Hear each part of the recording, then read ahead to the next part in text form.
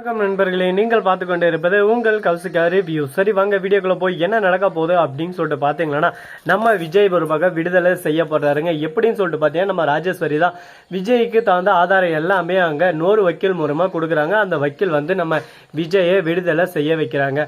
ஆனால் இந்த இடத்துல ஒரு மிகப்பெரிய கேள்விக்குறி இருக்கு. நம்ம ராஜேஸ்வரி விஜய் வெளியே வரக்கூடாதுனால இவ்வளோ சதி திட்டம் தீட்டினாங்க. ஆனால் அவங்களே வெளியே வர வைக்கிறாங்கன்னா இதில் எதனா சதி திட்டம் இருக்கா, இல்லை சதி வேலைகள் இருக்கா அப்படின்னு சொல்லிட்டு பார்த்தீங்கன்னா கண்டிப்பா சதி வேலைகள் இருக்கு. இது எல்லாமே நம்ம மல்லிக்கு போடப்பட்ட ஸ்கெட்சுங்க. ஆனா இது நம்ம மல்லிக்கு தெரியாது.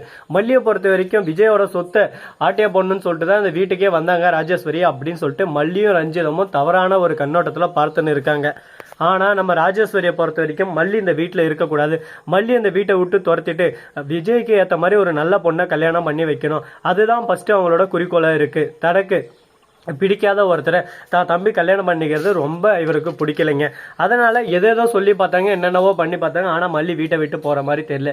இதுக்கப்புறம் இதே போல் நம்ம சதி திட்டம் தீட்டிருந்தா வேலைக்கு ஆகாது அப்படின்னு சொல்லிட்டு பொய்யான ஒரு விஷயத்தை ஸ்ப்ரெட் பண்ணி அது மூலமாக நம்ம மல்லியை ஃபுல்லாக இன்வால்வ் பண்ண வைக்கிறாங்க. இப்போ மல்லி பேரும் ரொம்பவே டேமேஜ் ஆகிட்டு இருக்கு நம்ம விஜய் கிட்ட. விஜயை பொறுத்த வரைக்கும் தான் அக்காவை கேவலமாக இந்த அளவுக்கு சொத்துக்காக ஆசைப்படுறவங்க அப்படி இப்படின்னு சொல்லிட்டு சொல்றியே, உனக்கு கொஞ்சம் கூட அருவருப்பாகவே இல்லையா அப்படி இப்படின்னு சொல்லிட்டு நிறைய வார்த்தைகளை ஒரு பக்கம் அள்ளி கொட்டிடுறாரு.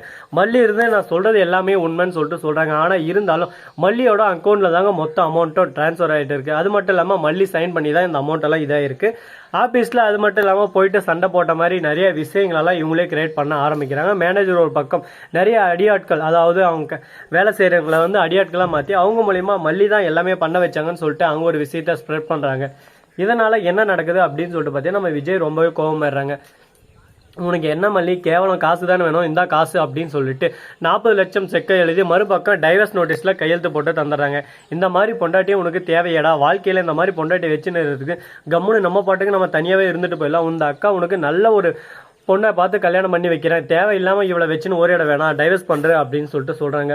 வார்த்தை ஒரு பக்கம் ரொம்பவே ஈஸியாக வாயிலேருந்து வந்துருச்சுங்க. ஆனால் அந்த வார்த்தைக்கான அர்த்தமோ அந்த வார்த்தையினால் ஏற்படும் விளைவுகள் ரொம்பவே அதிகன்றது நம்ம ராஜேஸ்வரி கொஞ்சம் கூட யோசிக்கல. அவங்க இந்த நிலைமையில தள்ளப்பட்டு இருந்து ராஜேஸ்வரியை வீட்டை விட்டு துரத்த வேண்டிய நிலைமையில அவங்கள விவாகரத்து செஞ்சு அவங்க ஹஸ்பண்ட் முடிக்கிறதா அப்போ இதோட கஷ்டம் தெரிஞ்சிருக்கும். ஆனால் போன இடத்துல ஒழுங்காக வாழாமல் சொத்தை எல்லாமே இழந்துட்டு இங்கே வந்து தேவையில்லாமல் ஒரு பிரச்சனையை அதிகப்படுத்தினு இதுக்கு நடுவில் என்னென்ன விஷயம் பண்ண முடியுமோ எல்லாத்தையும் ஒரு பக்கம் பண்ணிக்கிட்டு தேவையில்லாமல் ரஞ்சிதத்தை ஒரு பக்கம் ஊக்குவிச்சுன்னு இருக்காங்க. ரஞ்சிதம் பண்ணுறது காதலே இல்லை. அப்படிப்பட்ட ரஞ்சிதத்துக்கு அதிகமாக ஊக்குவிச்சு அவங்களையும் ஒரு பக்கம் அந்த வீட்டை விட்டு துரத்துறதுக்கு தான் பிளான் பண்ணிருக்காங்க நம்ம ராஜேஸ்வரி. இந்த விஷயம் தெரியாமல் ராஜேஸ்வரி முழுசாக நம்மளை ஏற்றுக்கிட்டாங்க. இதுக்கப்புறம் எந்த பிரச்சனையும் இருக்காது, ராஜேஸ்வரி நம்மளை விஜய் கூட சேர்த்து வச்சிருவாங்க அப்படின்னு சொல்லிட்டு முட்டாள்தனமாக நம்பின்னு இருக்காங்க நம்ம ரஞ்சிதம். இவங்க ரெண்டு பேரையும் நம்ம என்ன சொல்லலாம்னு சொல்லிட்டு பார்த்தீங்கன்னா ஒன்றுமே சொல்ல முடியாதுங்க. மறுபக்கம் அன்னபூர்ணி நான் எல்லா எவிடன்ஸும் தயார் பண்ணி தான் இட்டுன்னு வந்தேன். ஆனால் எது ஒன்றையும் நான் சப்மிட் பண்ண முடியல கரெக்டான டைமத்தில், புரிஞ்சுக்கோங்க அப்படின்னு சொல்லிட்டு விஜய் கிட்ட எக்ஸ்பிளைன் பண்ணுறாங்க. ஆனால் விஜய் எது ஒன்றும் ஏற்றுக்கிற நிலைமையில இப்போதைக்கு இல்லை. விஜயை பொறுத்த வரைக்கும் நீங்கள் எல்லாரும் சேர்ந்து என்னையும் அக்காவையும் பிரிக்க பார்க்குறீங்க.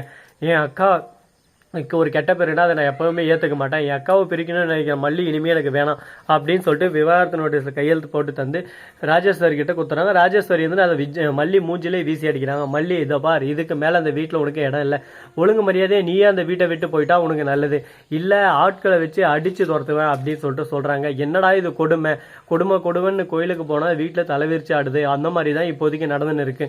இதுக்கு நடுவில் இன்னும் என்னென்ன பிரச்சனையெல்லாம் சந்திக்க போகிறாங்கன்னு சொல்லிட்டு தெரியல. நம்ம அரவிந்தும் அந்த இடத்துக்கு வராரு. வந்து மல்லி மேலே எந்த ஒரு தப்பும் இல்லை சார், இது எல்லாமே பண்ணது ராஜேஸ்வரி தான் அப்படின்னு சொல்லிட்டு சொல்கிறாங்க.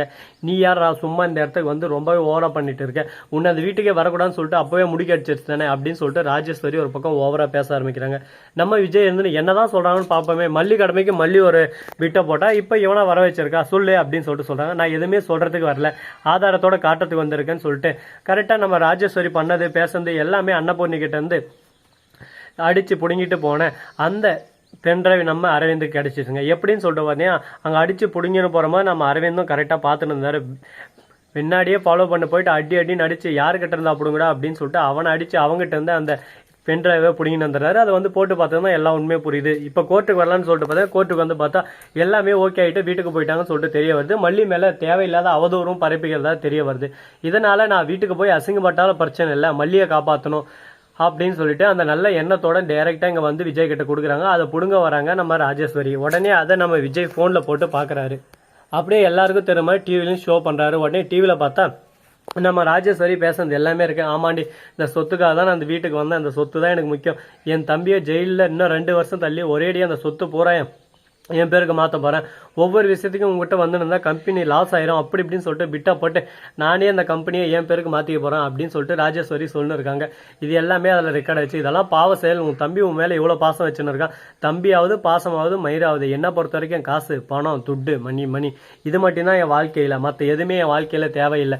நான் அந்த காசுக்காக எவ்வளோ அசிங்கப்பட்டிருக்கேன், எவ்வளோ அவமானப்பட்டிருக்கேன் எனக்கு தான் தெரியும். சின்ன வயசுலேருந்து நான் ரொம்பவே டேலண்ட்டு. அது மட்டும் இல்லாமல் பிஸ்னஸ்னால் எனக்கு ரொம்பவே இன்ட்ரெஸ்ட்டு. ஆனால் எதுலையுமே என்ன ஈடுபட வீட்டில்.